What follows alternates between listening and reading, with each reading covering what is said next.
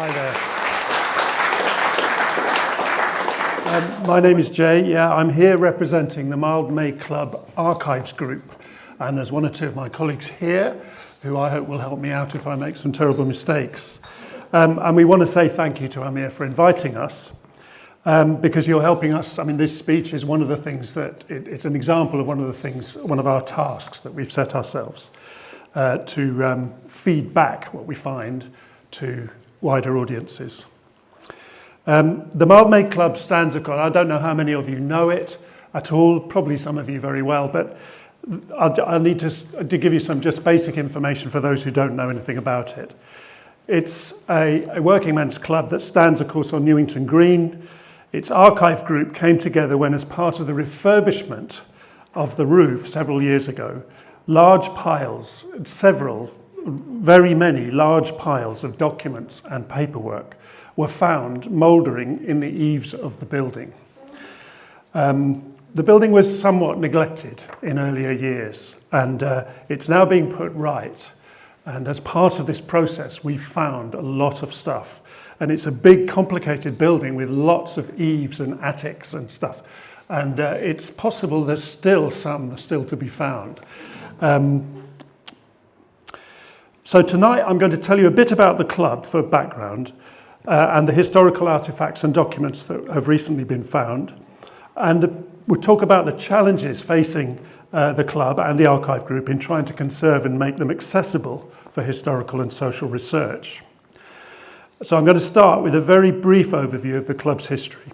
Then I'll tell the story of the archive work in the club over the years, culminating in the present phase of work following the substantial recent discoveries.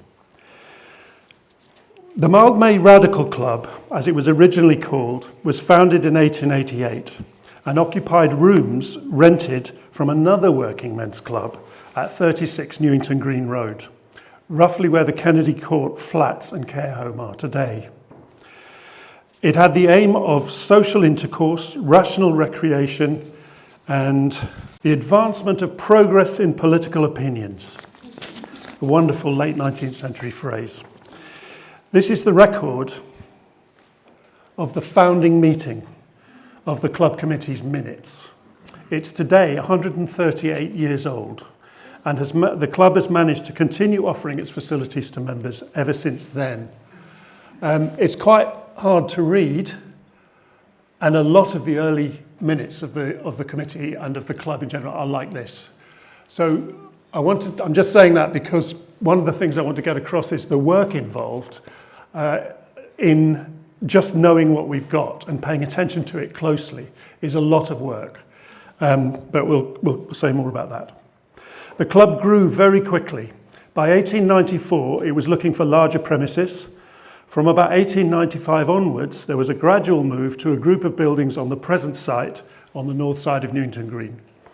A large new club premises was designed, incorporating elements of the previous group of buildings on the site. The design was adapted and extended over the next 5 years before the official opening of the present building in 1900. It looks actually even more like this now than it did a few years ago because the lantern on the top has been restored. This building included, and I'm going to talk you through a bunch of slides here, this is the entrance hall. These are photographs from, I think, the 1920s, if I'm right. So this is the entrance hall, and it's definitely recognisable. You're looking downstairs to the main front door. So this is the bit outside the main hall. There were 2 concert halls, and this is the main concert hall, the largest one. In a minute, the 2 great arches there with tiled murals in them. I'll say a bit more about that in a second. There was a snooker hall, and there still is, 9 full-size tables. They may well be the same tables, in fact. A library and a reading room, which isn't there now. The room is there, but it's not used for this purpose anymore. At one point, the library had 1,400 volumes in it. It was a very serious part of the club's activity. And then there were meeting rooms, storage rooms, a kitchen, 2 bars, a boxing ring, and a rifle range. And there was also accommodation for club staff. So the club grew steadily until it had over 3,000 members in the first decades of the 20th century. 500 club members were military participants in World War I, and I'll say more about this later. One document gives a list of just some of the activities the club supported in its early years. The print is small, but I mean, you can see the titles, and that's all you need, really. This gives there are a load more than this, but this gives an idea of the range of different activities that the club supported and how complicated it was. I guess a lot of these activities would have been organised as subgroups, a bit like our archive group, which has a number of members involved in it, but not by no means all members, and it's a sort of identified group of people. And it's sort of got a sense of independence. It plans its own work, although we're very concerned to make sure the committee's happy with what we're doing and that they know what we're up to. An interesting discussion is how independent some of these groups were within the club. We'll say a bit more about that in a second. This mainly stresses entertainments. I'm going to tell some stories about the politics as well that the club was involved in.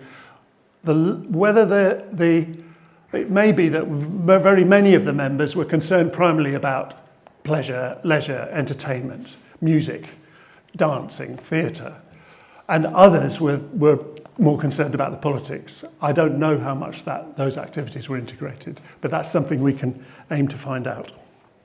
Oh yeah, at the bottom, it says entrance fee 2 shillings, subscription 10p a month, 10d a month. As many of you here won't know what that means. It's old money. It's a lot less than it looks. 2 shillings is 5p nowadays, or 10p, sorry.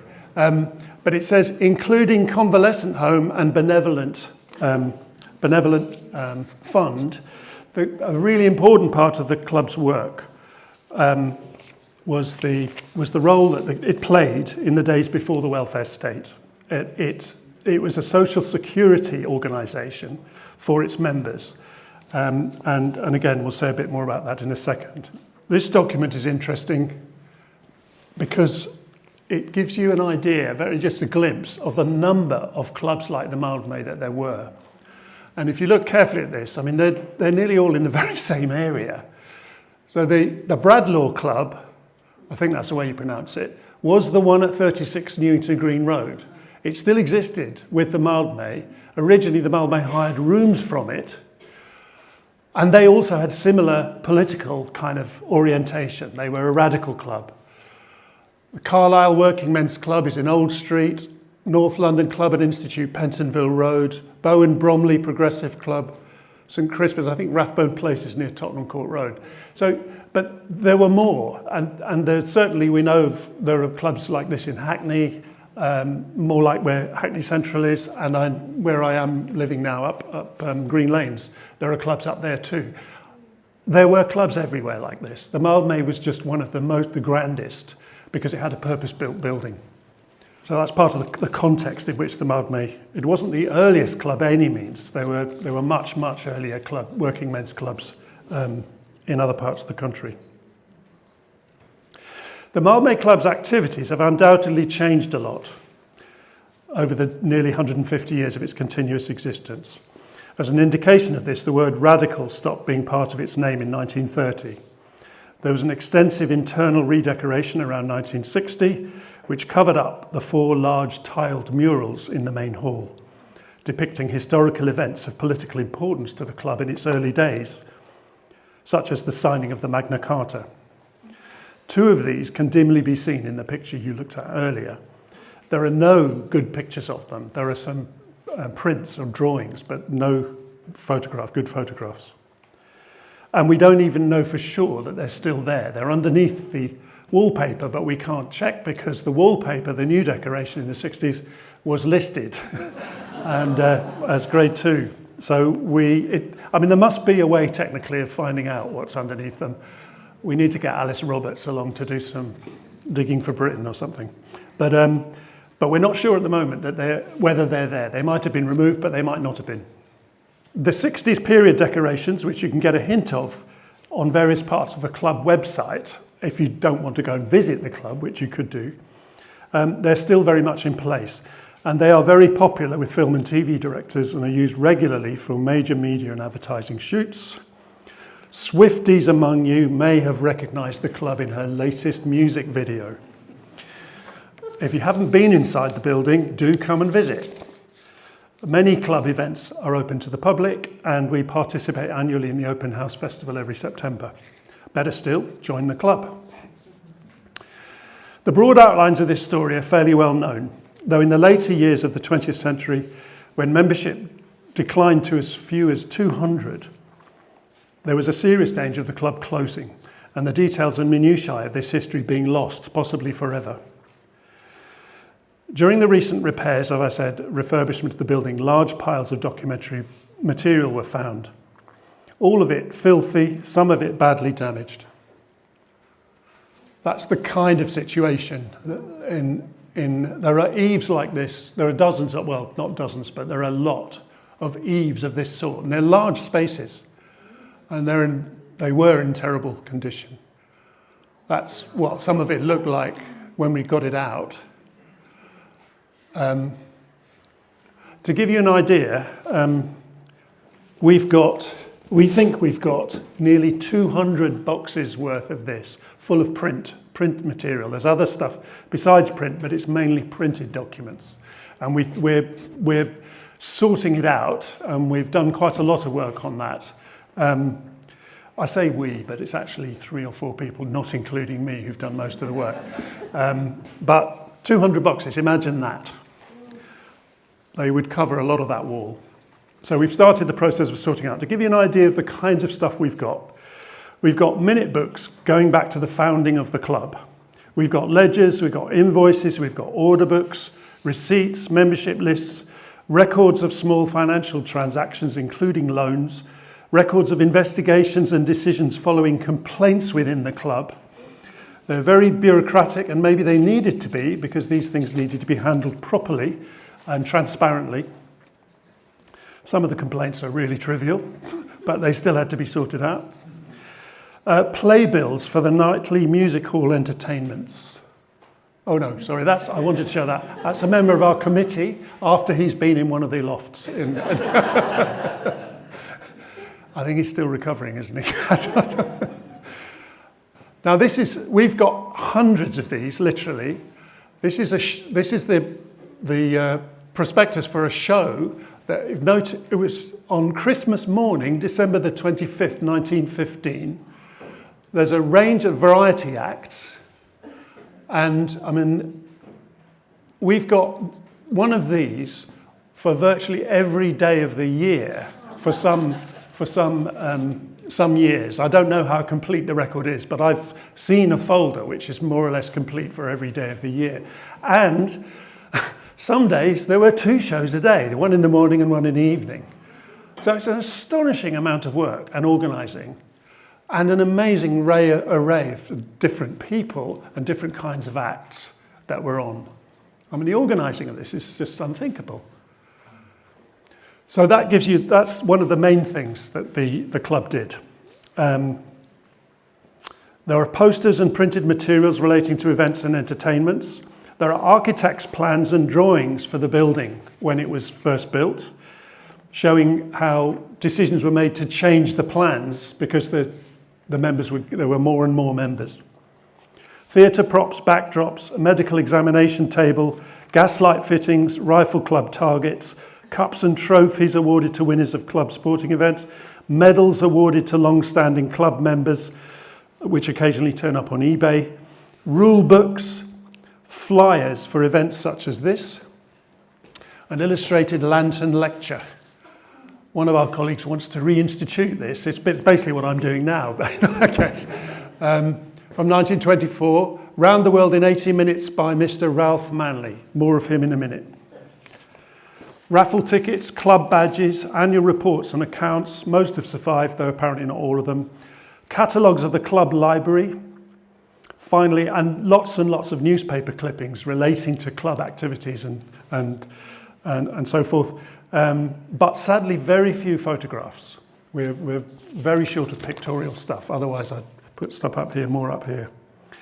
And the ones we do have, we often don't know what they are. There's typically pictures of a bunch of guys, and it may or may not have any information written on it at all, and we don't really know what they are. So some of them are huge and framed, but we don't know anything about them.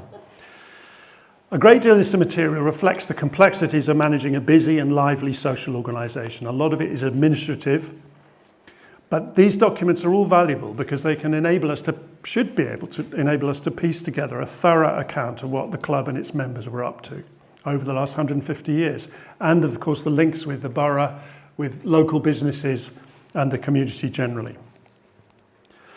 Now the archive group was formed soon after the end of lockdown, and it's made up of volunteer club members, several of whom are working or have worked as professional librarians or archivists.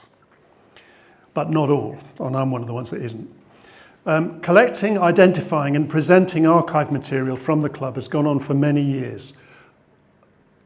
This is the illustration of this. Has gone on for many years, undertaken particularly by the club historian Viv Jeffries, as indicated by the beautiful and varied pictures and documents displayed on the walls of the main hall, the pool hall, and the entrance hall. She focused mainly on materials related to club members who participated in the 2 World Wars and the activities of the club in supporting and communicating with them.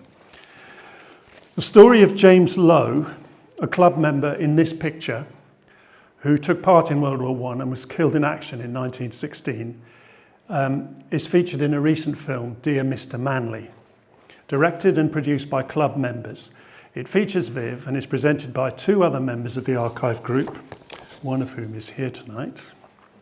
And focuses on 2 major stories in the club's history that have been researched fairly thoroughly.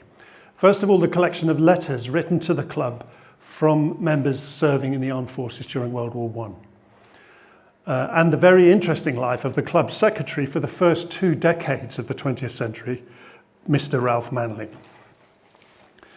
And the film's named after him. During the making of the film, a mysterious secret emerged about Ralph Manley, which is revealed in the film. And I'm not going to tell you what it is now because we want you to go and see it. The 45-minute film is being shown at the Rio as part of this year's Hackney History Festival at 5 p.m. on Saturday the 30th of May, and it will be followed by a Q&A session. Tickets are on sale at the Rio, and the last slide I've got has got the link for you. The present archive group aims to continue and extend Viv's work, and in particular to collect together all the archive material we can find, store, secure and conserve the archive material. And this is a room that's just been allocated to us by the committee of the club. Before we were basically in a box room, and it was very difficult, and it was being used for storing lots of other stuff. But this is a room dedicated to the archives, and you're beginning to see the boxes and what we've got. It eventually needs to be catalogued, and we're in the middle of making a rough catalogue. Hopefully that will help us raise money to get the cataloguing done properly, so that it will be a searchable resource. It needs to be read, and I mentioned this earlier, and I'm mentioning it because I am completely overwhelmed by how long it's going to take to read all this stuff and then to analyse and interpret it. There's a lot of material. And a lot of it is kind of awkward and hard to read. It's in copperplate handwriting. We've even thought about trying to get AI to help us read this stuff, which apparently is possible. It would be great to know more about discussions and debates the club committee had, for example, on World War I, on votes for women, the general strike, the rise of Hitler, the Blitz, roller skating in Stoke Newington, the life of the club during World War II. There's a lot about that, which is very interesting. The club nearly went under during World War II. The welfare state and the NHS and so on.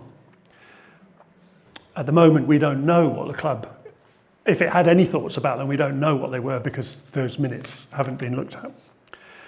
And then it needs to be researched and interpreted and analysed, perhaps with the help of doctoral students, your local universities, colleges and schools.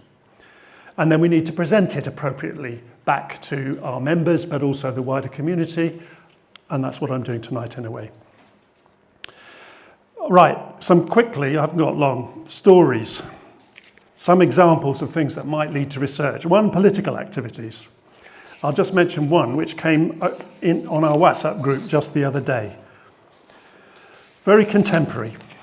It concerns the violently differing opinions about the Second Boer War, which started in September 1899. Several Mildmay Club members, some of whom may have been in the army anyway, were called up to fight in it. There were regular public open-air meetings, both in support of and against the war.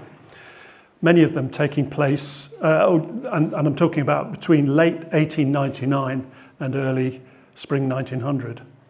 Many of these meetings took place at Highbury Corner, and they were often followed by pitched battles and arrests. Here is a contemporary and clearly partisan account of one of these protest meetings, a protest meeting against the war. The Tories resolved to smash the meeting up. The Radicals took the precaution of mobilising the gymnasium class of the Mildmay Radical Club at Newington Green to act as stewards. Stewards in inverted commas, interestingly. Quite a pretty battle was in progress when the issue was decided by the local Social Democratic Federation, that was a very left-wing political party of those days, who, when the fight started, were pitched nearby. Abandoning their own meeting, the Socialists, led by their chairman, a useful middleweight of local fame, fell upon the Tories and routed them with great slaughter. A post on the London Radical Histories website goes on to say, the active participation of the Mildmay Radical Club on Newington Green in the agitation against the Boer War was no accident. The club was one of the few working men's political clubs which retained remnants of the spirit they'd embodied in the 1870s and 1880s. They were descendants of the Chartist movement in a way, a lot of them were. In particular, these working class radicals had a formidable record of anti-imperialism. The regular and systematic attacks on pro-Boer meetings, often by the police, were an ominous foretaste of the First World War, as was the fact that it appears that not a single arrest of those who attacked the anti-war meetings in North London ever took place. So there were arrests of the anti-war people, but none of the people who were pro the war. It'd be fascinating to know more about this. What other political campaigns did the club give support to? Entertainment is another area where there's a lot of interesting work to be done. I've already said there was a huge variety. This is a picture of Josie G, who was a dancer and singer of the club in the 30s. She's wearing a Mildmay Chums jumper. What that means, that's an organisation within the club that supported people who had been involved in military activity or who were or had been, and it raised money for charity. Josie's sister-in-law, Margaret Walker, got in touch with us recently and gave us a fantastic interview about her memories, because she was also a dancer at the club. And that the interview is now in our memoirs, along with a load of other interviews with long-standing members of the club. The playbills mention a large numbers of performers. Sheila Clark, Vera Lynn performed at the club. Mari Lloyd we're not sure about, but she might have done. The other issue I'll just mention, and then I have to stop, is women in the club. It's a very interesting, there are loads of really interesting questions, which we were talking about last night at the International Women's Day event that they had. Women have always been in the club in various roles, but they've hardly ever had any political power until very recently. They didn't have the vote, they weren't allowed to be full members, and that's very common throughout the country. They are now, I'm glad to say. Oh no, that's a Loan Society ticket. There's just evidence of the activities of Loan. That's a ticket of a lady member in 1956. Women were allowed to be members, but they were lady members, which they didn't, and they basically didn't have the same status. There were actually rooms in the club they weren't allowed in until really relatively recently. The snooker room was one of them.